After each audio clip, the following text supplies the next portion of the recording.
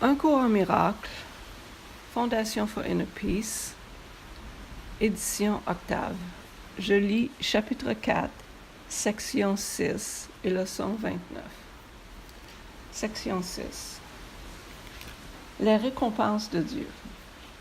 L'ego ne reconnaît pas la vraie source de la menace, et si tu l'associes toi-même à l'ego, tu ne comprends pas la situation telle qu'elle est.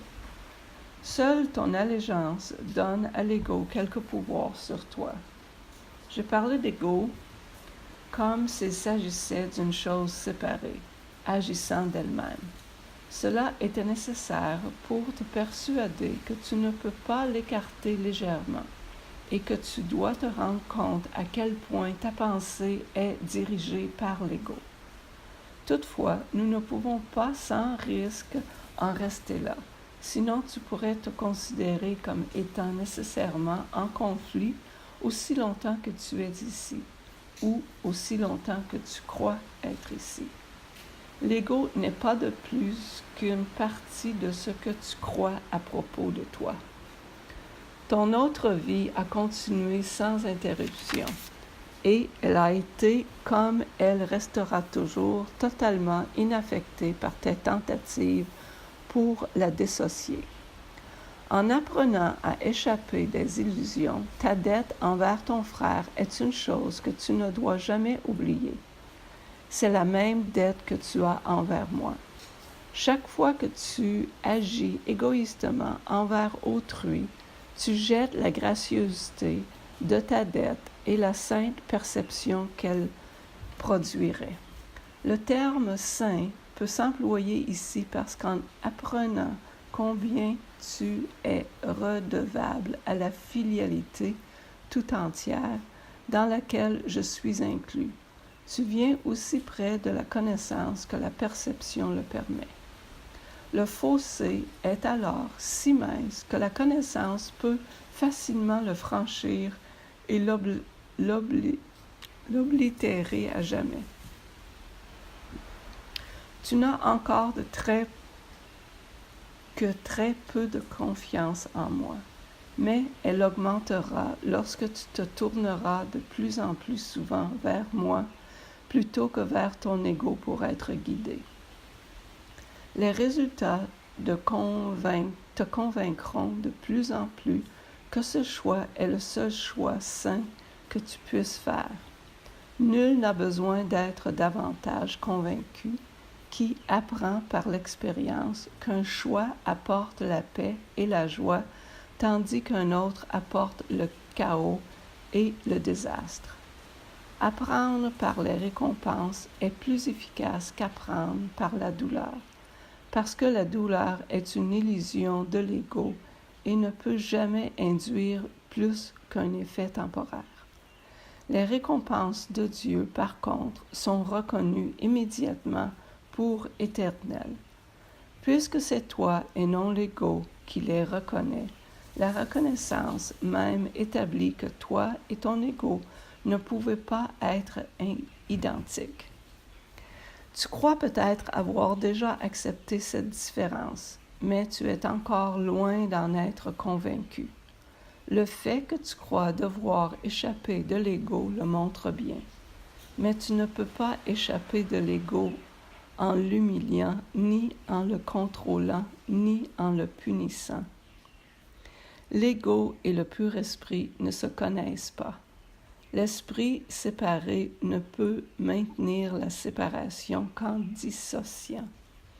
Ayant fait cela, il nie toutes les impulsions véritables naturelles, non pas parce que l'ego est une chose séparée, mais parce que tu veux croire que tu l'es.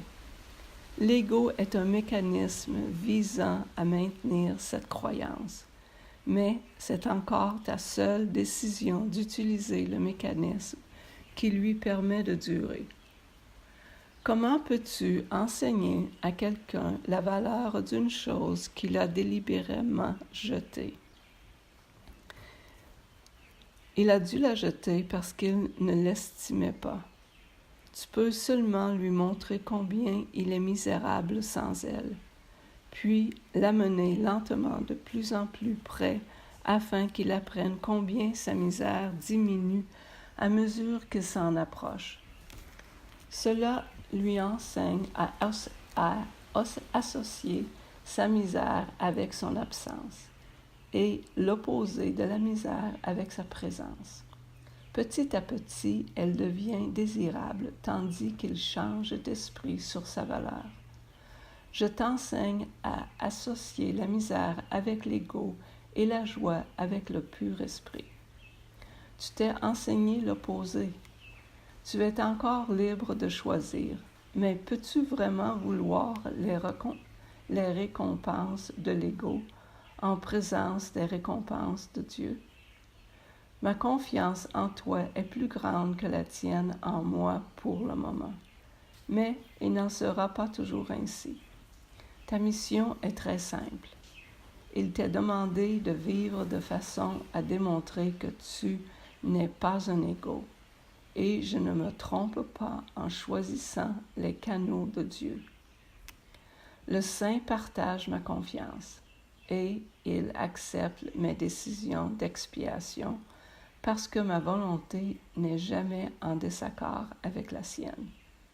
J'ai dit plutôt que je suis en charge de l'expiation.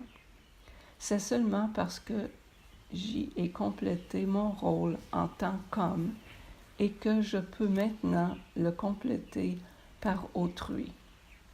Les canaux que j'ai choisis ne peuvent faillir parce que je leur prêterai ma force tant que la leur est insuffisante.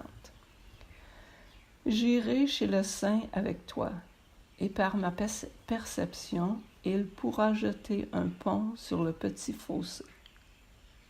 Ta gratitude envers ton frère est le seul don que je veux. Je l'apporterai à Dieu pour toi, connaissant que connaître ton frère, c'est connaître Dieu.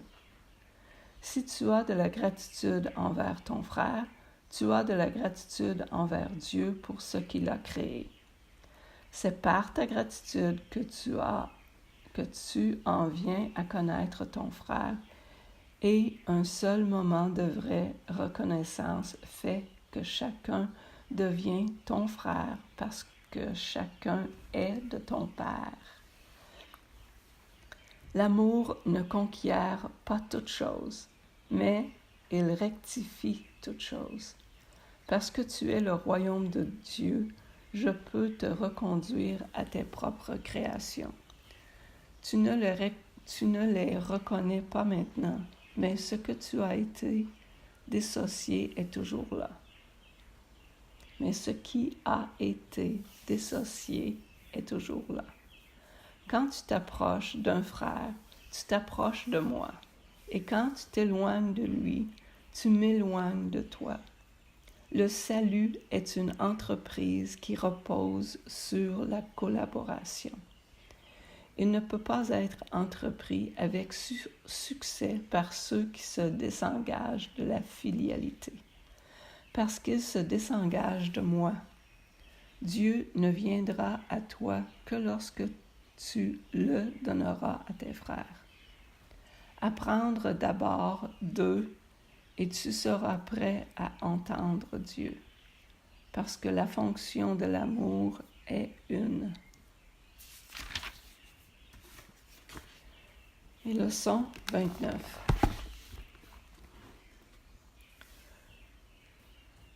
Dieu est dans tout ce que je vois.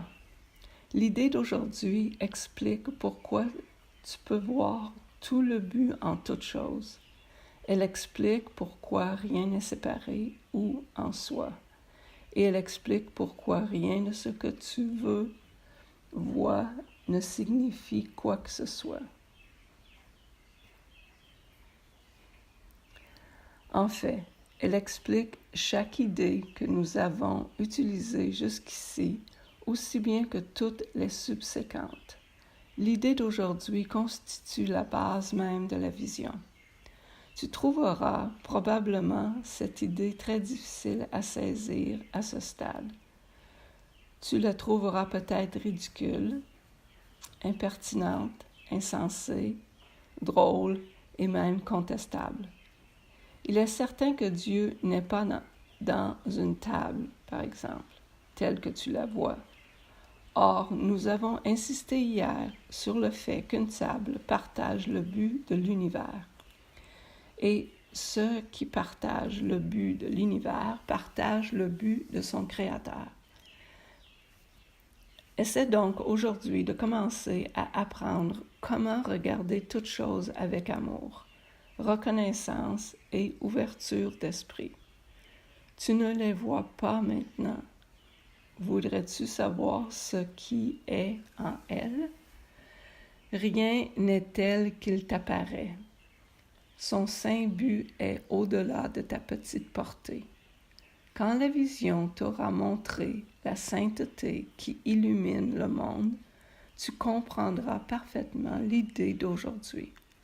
Tu ne comprendras pas comment tu as jamais pu la trouver difficile.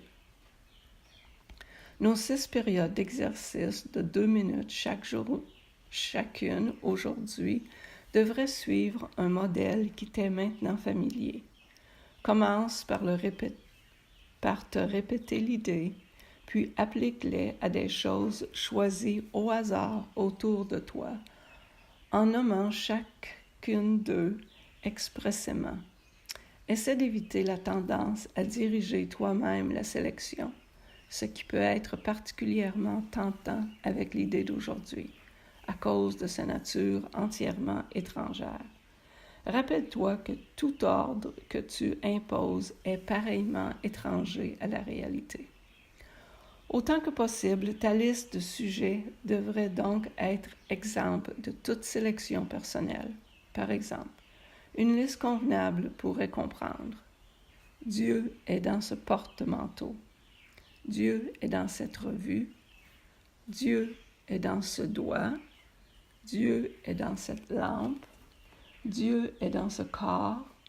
Dieu est dans cette porte. Dieu est dans cette corbeille à papier. En plus de périodes d'exercice déterminées, répète l'idée d'aujourd'hui au moins une fois par heure, en regardant lentement autour de toi pendant que tu dis les mots sans te presser. Tu devrais éprouver un sentiment de repos au moins une ou deux fois en faisant cela.